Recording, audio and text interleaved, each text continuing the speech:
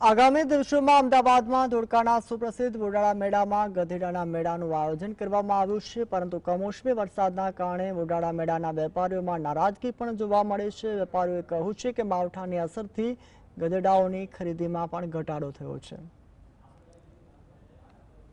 ये 10 साल हुआ लगातार आ रहे हैं। इसकी कीमत है 25,000, 20,000, 18,000, 15,000 जैसी माल है, जैसी कीमत है। इस साल की ये बरसात आ गई रात को 1 बजे, मेला पूरा डिम पड़ गया, माल पूरा ठंडा पड़ गया, कोई भाग के गया, क्या माल बिका नहीं। પૌઠાના મેળામાં ગધેડા ખરીદવા આવ્યા હતા। અમુક અમુક જે પ્રમાણનો માલ છે એ પ્રમાણની કિંમત છે ગધેડાની, બરોબર।